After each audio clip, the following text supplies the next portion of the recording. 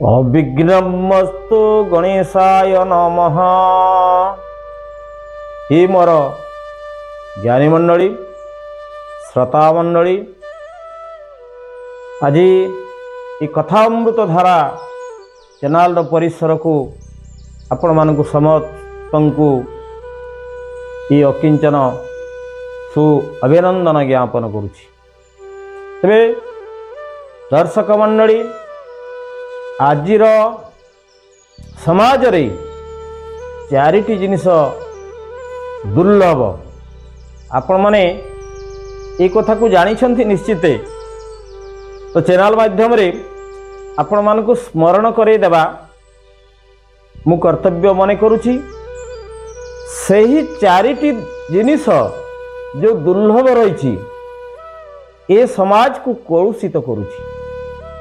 से चारिटी जिनिस जो दिन सुलभ हो पारिबो, आपण मानकर सर्व कल्याण हेबो, आपण मानकर सर्व मंगल हेबो, निश्चित भाव रे परिवार उज्जवल हेबो, देश उज्जवल हेबो, एथिरे संदेहर अवकाश नहीं। दुर्लभं प्रकृत वाक्यम दुर्लभं पंडित पुत्रम दुर्लभं सुमित्रम दुर्लभं सदृश भार्यम। ये चारिटी जिनिस दुर्लभ रही आज समाज रे। ये चारिटी जिनिस को सुलभ जो दिन आम कर समाजर मंगल हेबो, आपण मानकर मंगल हेबो, निश्चय मंगल हेबो। देखंतु आलोचना परिसर को आसीबा। दुर्लभं प्रकृत वाक्यम। आजिर समाज रे मु समस्त को कहू नाही, अधिकांश लोकंकर प्रकृत वाक्य रहु नाही। मिथ्या कपट असदाचरण वाक्य, कोपल कल्पित वाक्य, भ्रष्टाचारी वाक्य प्रयोग करुछंती। तेणु सदा सर्वदा प्रकृत वाक्य सत्य वाक्य प्रयोजनीय रही। तेणु आपण माने दुर्लभ प्रकृत वाक्य को सुलभ करंतु, आपण मानकर निश्चित भाव रे मंगल हेबो। द्वितीय आसिला दुर्लभं पंडित पुत्रम। ही मोर ज्ञानी श्रोता मंडली, आजिकार समाज रे प्रत्येक बापा मांकर अधिकांश पुत्र माने समस्त को कहा जाई परिबो नाही, अधिकांश पुत्र माने कलुषित, अलंकित, भ्रष्टाचारी, अचरित्रवान, अविद्वान। से माने पिता मातांगर कथा को मानु नाहंती।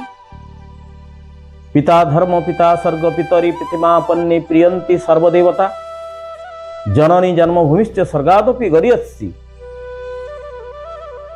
ये महान कथा को भूली जाउछंती, बापा मां को असम्मान करुछंती, बापा मांकर कथा को न मानी से माने विपथगामी होउछंती। तेणु शास्त्रकार कहिले दुर्लभं पंडित पुत्रम।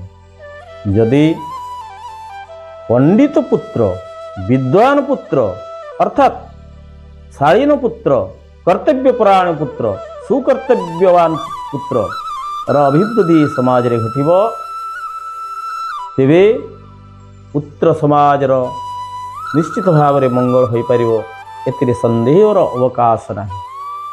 तापरे तृतीय रे आसिला पंडिते दुर्लभं सुमित्रम। देखंतु आजिर समाज रे अधिकांश मित्र माने अमित्रता आचरण करुछंती, से माने अनियमितता आचरण करुछंती, असदाचरण आचरण करुछंती। शास्त्रकार कहिले प्रत्यक्षे प्रियवादिनम परोक्षे हंताकारम विषपयमुखम एतादृश्यम मित्रम वर्जयेत।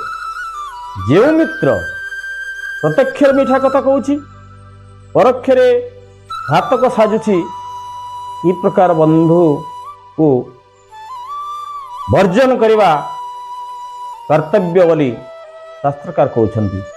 तेणु हे मोर अत्याधुनिक समाजर मित्र बंधुगण आपण माने सदा सर्वदा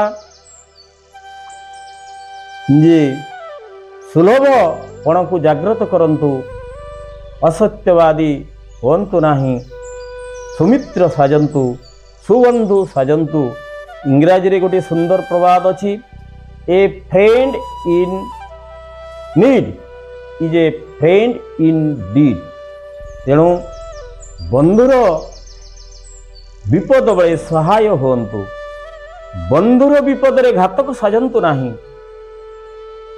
बंधु प्रति सत् आचरण करंतु एवं दुर्लभं सुमित्रपण को सुलभ गुण रे अभिवृद्धि करंतु आपण मानकर मंगल हेब बंधु समाज मंगल हेब देशर मंगल हेब विश्ववासींकर मंगल हेब एथिरे आदौ दी मत नाही।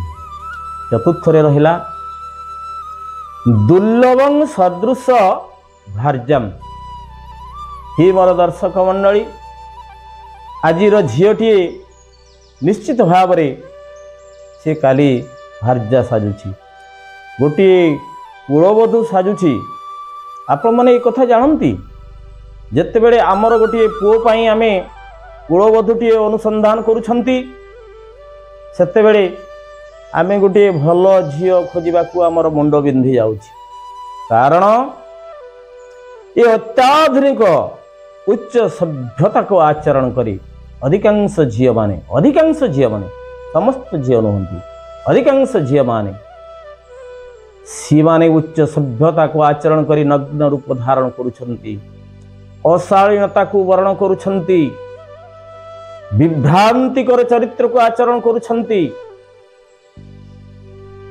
तेबे आजिर ए कथा अमृत धारार अनुचिंता माध्यम मोर झील मानू मोर माँ मानू झील समाज को कुलबधू समाज को मो अमृत कथाधारा माध्यम अनुचिंतामूलक कथा रखुछि आपण माने उच्च सभ्यता को आचरण कले मध्य आपण माने शालीनता गुण को आचरण करंतु आपण माने श्रृंखलित होंतु जणे माँ श्रृंखलित हेले गोटे परिवार श्रृंखलित हेबो गोटे परिवार श्रृंखलित हेले आपण माने माँ मानक ठारू मोर झील मानक ठारू सुंदर संतान टिए जात हेबो गोटे सुंदर संतान आगामी भविष्यत रे ए देशर सुनागरिक सुप्रशासक निश्चित भाव रे हेबो। तेणु मोर झील माने मोर माँ माने मोर कुलबधू माने शास्त्रकार कहले दुर्लभं सदृश भार्यम तेणु ये जो भार्या गुण को कुलबधू गुण को आपण माने श्रृंखला गुण रे